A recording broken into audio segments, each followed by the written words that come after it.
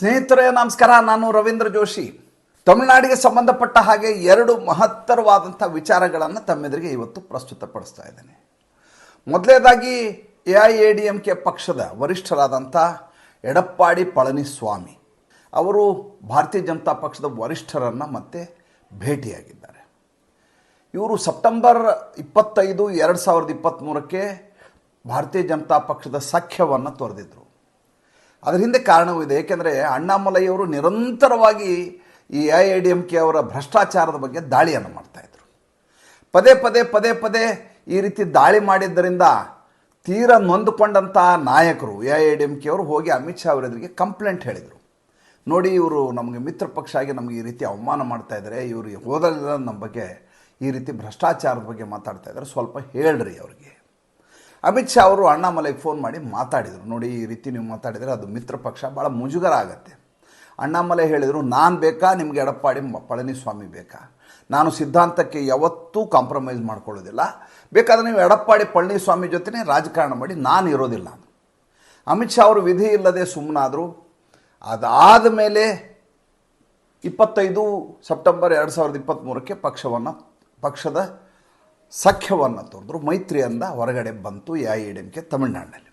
ಅದಾದಮೇಲೂ ನಿರಂತರವಾಗಿ ಇವರು ಪಾದಯಾತ್ರೆಯನ್ನು ಮುಂದುವರ್ಸ್ಕೊಂಡು ಬಂದಿದ್ದಾರೆ. ಇವತ್ತು ತಮಿಳುನಾಡಿನಲ್ಲಿ ಭಾಳ ದೊಡ್ಡ ಮಟ್ಟದ ಸಂಚಲನೆ ಆಗದೆ ಹೋದರೂ ಒಳ್ಳೆಯ ರೀತಿಯಲ್ಲಿ ಸಂಘಟನೆ ಆಗಿದೆ.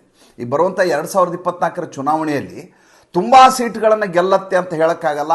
1-2 ಸೀಟ್ಗಳನ್ನು ಮಾತ್ರ ಗೆಲ್ಲಬಹುದು. ಗೆಲ್ಲದೆ ಹೋದರೂ ಬೇಸರವಿಲ್ಲ. ಏಕೆಂದರೆ ಪಕ್ಷವೇ ಇರಲಾರ್ದಂಥ ರಾಜ್ಯದಲ್ಲಿ ಇವತ್ತು ಜನ ಅದರ ಬಗ್ಗೆ ಮಾತನಾಡಿಕೊಳ್ಳುವಂಥ, ಪಕ್ಷಕ್ಕೆ ಸೇರಿಕೊಳ್ಳುವಂಥ ಒಂದು ಮನಸ್ಥಿತಿಗೆ ಬಂದಿದ್ದಾರೆ ಅಂತ. 2 ಬೆಳವಣಿಗೆಗಳಾಗಿದ್ದಾವೆ ಅಲ್ಲಿ. ಏನು? ಮೊದಲನೇದಾಗಿ ಈಗ ಅಲ್ಲಿಯ AIADMKಯ 15 ಮಾಜಿ ಶಾಸಕರು ಭಾರತೀಯ ಜನತಾ ಪಕ್ಷಕ್ಕೆ ಬುಧವಾರ ದಿವಸ ಸೇರಿಕೊಂಡ್ರು.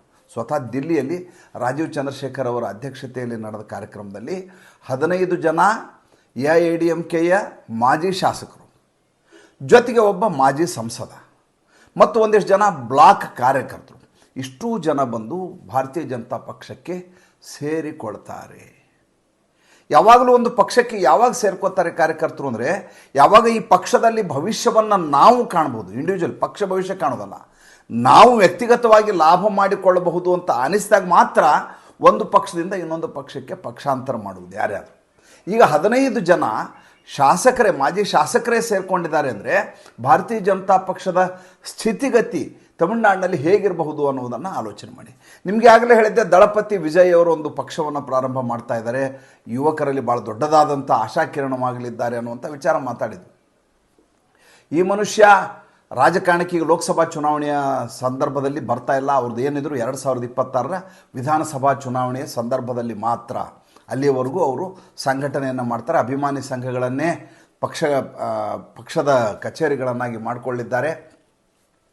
ಜೊತೆಗೆ ಭಾರತೀಯ ಜನತಾ ಪಕ್ಷಕ್ಕೆ ಭಾಳ ದೊಡ್ಡ ಮಟ್ಟದ ಏಟನ್ನು ಅವ್ರು ಕೊಡಲಾರು. ಏಕೆಂದರೆ ಈ ಜೋಸೆಫ್ ವಿಜಯ್ ಇದ್ದಾರಲ್ಲ, ಇವರು ನೆಲದಲ್ಲಿ ಜನರ ಮಧ್ಯೆ ಬೆರೆತು ರಾಜಕಾರಣ ಮಾಡಿದ ಹುಡುಗ ಅಲ್ಲ ಅವರು. ಆತ ಏನಿದ್ರು ಶೋಕಿಲ್ಲ. ಈ ಸಿನಿಮಾದವ್ರು ರಾಜಕಾರಣಕ್ಕೆ ಬಂದಾಗ ಏನಾಗುತ್ತೆ ಅಂದರೆ, ಜನ ಒಂದು ಭ್ರಮೆಯಲ್ಲಿ ಅವ್ರ ಜೊತೆ ಸೇರ್ಕೋತಾರೆ, ಮುಂದೆ ಭ್ರಮ ನಿರಸನ ಆದಮೇಲೆ ಬಿಟ್ಬಿಡ್ತಾರೆ. ಇದು ಫ್ಯಾಂಟಸಿ ಜಗತ್ತಿದು. ಇದು ಯಾರನ್ನು ಖಾಯಮಾಗಿ ಸೆಳೆಯಲಾರದು, ತಾತ್ಕಾಲಿಕವಾದಂಥ ಆಕರ್ಷಣೆ ಅದು. ಭಾರತೀಯ ಜನತಾ ಪಕ್ಷಕ್ಕೆ ಇವತ್ತು ಅಣ್ಣಾಮಲೈ ಮಾಡ್ತಾ ಇರೋ ಕೆಲಸ ಇದೆಯಲ್ಲ, ಮುಂದಿನ 100 ವರ್ಷಕ್ಕಾಗುವಂಥ ಸಂಘಟನೆಯನ್ನು ಈಗ ಅವ್ರು ಮಾಡ್ತಾ ಇರೋದು. ಹೆಣ್ಮಣ್ಣು ಹೆಣ್ಮಕ್ಕಳು ಅಂಥೇಳಿ ಅವ್ರು ಮಾಡ್ತಾ ಇರೋದು. ಅಂದರೆ ಪ್ರತಿಯೊಬ್ಬರನ್ನೂ ಜೊತೆಗೆ ಕರೆದುಕೊಂಡು ಹೋಗುವಂಥ ಭಾಳ ದೊಡ್ಡದಾದಂಥ ಪ್ರಯಾಸವನ್ನು ಅವ್ರು ಮಾಡ್ತಾ ಇರೋದು. ಭಾರತೀಯ ಜನತಾ ಪಕ್ಷದ ಇತಿಹಾಸದಲ್ಲಿ ದಾಖಲಾಗಬೇಕಾದಂಥ ವಿಚಾರ. ಯಾವಾಗಲೂ ಪ್ರತ್ಯೇಕತೆಯ ಕೂಗನ್ನು ಕೂಗುವಂಥ ತಮಿಳುನಾಡು ಯಾವತ್ತೂ ಭಾರತದ ಅಭಿನ್ನ ಅಂಗ ಅಂತ ತಮ್ಮನ್ನು ಗುರುತಿಸ್ಕೊಳ್ಳಾರದೆ, ನಾವು ದ್ರಾವಿಡರು ಅಂತ ಹೇಳ್ಕೊಳ್ತಾ ಮುಖ್ಯವಾಹಿನಿಗೆ ಬರಲಾರದೆ ಅತ್ಯಂತ ದರಿದ್ರ ಸ್ಥಿತಿಯಲ್ಲಿ ಅಲ್ಲಿ ಅಮಾಯಕ ಜನರನ್ನು ಬಿಟ್ಟಿರುವಂಥ ಪಕ್ಷಗಳಿರುವಾಗ ಅಲ್ಲಿ ಈ ರೀತಿಯಾದಂಥ ಹೊಸ ಗಾಳಿಯನ್ನು ಬೀಸಿದ್ದು ಅಣ್ಣಾಮಲೈಯವರು. ಆ ಅಣ್ಣಾಮಲೈ ತಕ್ಷಣದಲ್ಲಿ ಲಾಭವನ್ನು ತಂದು ಕೊಡದೆ ಹೋದರು.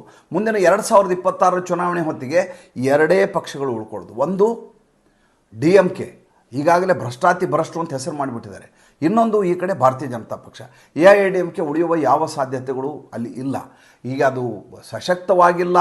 ಮುಂದೆ ಹೋರಾಟದ ಅದರ ಕೆಚ್ಚು ಅದರಲ್ಲಿ ಉಳಿದಿಲ್ಲ ಅನ್ನುವಂಥ ಕಾರಣಕ್ಕೋಸ್ಕರ ಸ್ವತಃ ಶಾಸಕರಾಗಿದ್ದರು ಬಿಟ್ಟು ಬಂದಿರೋದು ಅಂದರೆ, ಕಳೆದ ಬಾರಿ ಶಾಸಕರಾಗಿದ್ದವರು ಅವರೆಲ್ಲ ಬಿಟ್ಟು ಬಂದಿದ್ದಾರೆ ಅಂದರೆ ಭವಿಷ್ಯ ಇದೆ ಭಾರತೀಯ ಜನತಾ ಪಕ್ಷಕ್ಕೆ ಅನ್ನೋದು ದಿಟ್ಟವಾಗಿ ಸ್ಪಷ್ಟವಾಗಿ ಹೋಗುತ್ತೆ.